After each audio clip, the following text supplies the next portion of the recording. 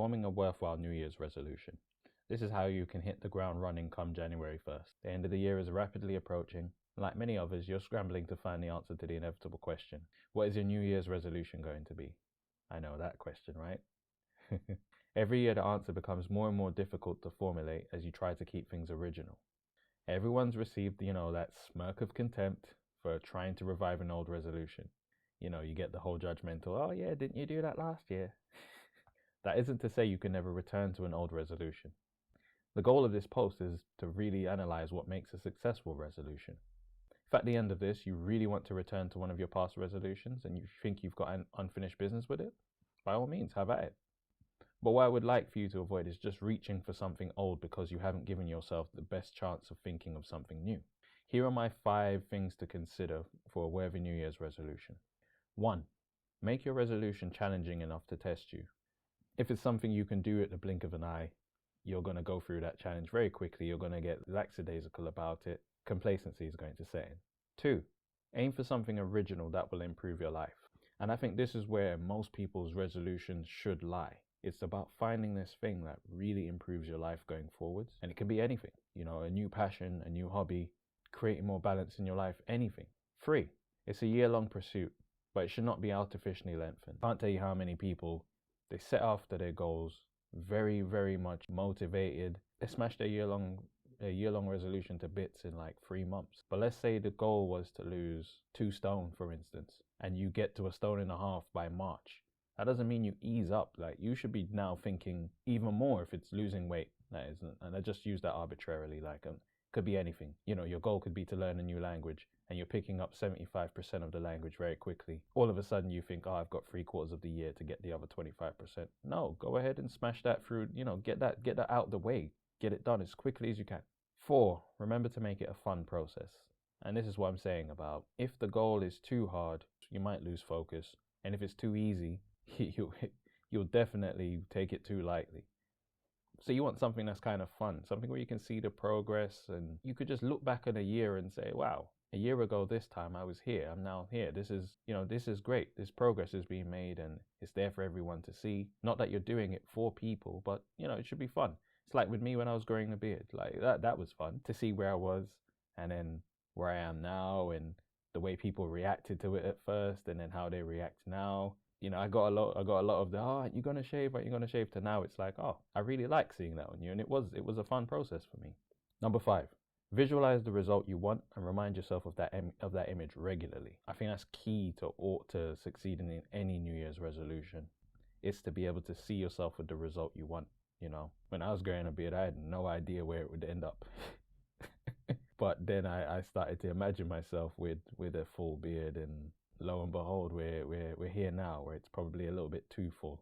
And I use the beard as just it's a visual example. It's something that most people can look at and go, oh yeah, I can see what he's talking about. I had goals for myself writing wise, to win a number of awards, to improve the quality of my content, to write more regularly, to increase the volume I was writing in. And I managed to pull off all of these things because I regularly visualized like the benefits of if I managed to pull off what I was looking to do. And also I looked at, like, I mentally pictured myself, if I didn't make those changes, where would I be headed? The combination of those 2 things kept me going. So you're now wondering, how do I put all this all together? A resolution is not meant to be flippant, but it shouldn't be something you can change in an instant either. It shouldn't be such a slog that it makes you miserable. This is especially true for body transformations. Work through implementing the mindset necessary for your goal ahead of the fireworks. Obviously the fireworks being January 1st, the big, anyway, I'm sure you got that. If you're giving up something completely for a year, try reducing its frequency steadily. The aim should always be a resolution which works best for you. However, that isn't to say anything is wrong with a preference for one of the more mainstream resolutions. I'm going to stop drinking, I'm going to lose weight, I'm going to gain muscle, I'm going to grow a beard, so on and so forth. There's nothing wrong with one of those. If that's what you feel you need in your life, you go ahead and you do that, and don't let anyone tell you otherwise. If you have managed to choose a really challenging resolution, there is always a chance that your motivation might wane. This is natural and at times unavoidable. However, visualizing the desired outcome is the cure for resolution-based malaise. I definitely believe in that. Like I said, you need something that challenges you, But at the same time, you need to also accept that because it's challenging, there are times when it's going to be hard and you don't feel like you're making sufficient progress. That is something that I had to learn the hard way, like when I was writing. Imagine going from writing a few pages to all of a sudden you're writing a full 60-minute pilot to then writing a feature-length film. You know what I mean? Like, it's not easy. And there are times where I wanted to write, oh, you've got to be kidding me with the drilling right now. Yeah, there were times when, I couldn't write 10, 20 pages the way I normally could just sit in one sitting and go through. And it's because it was harder and it was forcing me to adapt and understand that, it's about incremental progress to the point where I can sit there and write 30 pages, no problem if I need to. I can go through the blog posts like very easily. It becomes a process, and at the end of it, you're going to be rewarded. So I'd say when things are going slow, focus on the big picture. When things are going well, focus on the fact that before it was hard. Somewhere in between that is perfect calm. So how do you make this all stick? The fun in the process is what makes it most worthwhile. In my own experience, the progress I saw when I promised not to shave my beard until I'd won another writing award. Keep going on about my beard, I know. While my beard grew, my writing improved. When I finally won an award around March, I doubled down and pushed myself to finish the entire year without shaving. I also added the challenge of winning the most awards I've ever won in a single year. The photos, awards, and look of outright shock from friends and family. I did get 1 or 2 beard insults along the way, and they were repeated ad nauseum, but it was all very worth it. I could stand tall in any room knowing I was a more formidable version of myself with every passing day. I say all of this to say that the best resolutions set a foundation for improvement long after that particular year ends. And what I mean by that is, my whole thing was I needed to write at a higher level to make sure I could continue winning awards. That was the challenge. And the consequence of not rising to that challenge was I would never be able to shave. But then when I won my first award in March and I could have shaved then, I was like, well, hang on a second.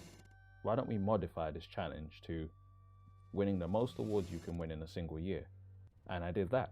And then when I got to the end of that, I was like, well, why don't we keep this beard thing going? Let's see how long I can go without shaving this whole thing off. And it's been a few years since now.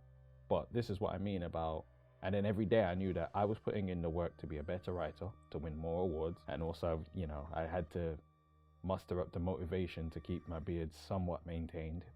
Because there comes a time when you can't just let it grow wild. You've got to do something with it. So, speaking of the year ending, it's entirely likely that this might be my final post for the year. The holiday season and all, it's time for friends and family. So I want to wish everyone a fulfilling holiday season. And I want to personally say good luck with your resolutions and see you in 2019. Thank you for everyone who subscribed to the channel, everyone who regularly reads the blogs, my social media followers, just anyone who's shown me any genuine love.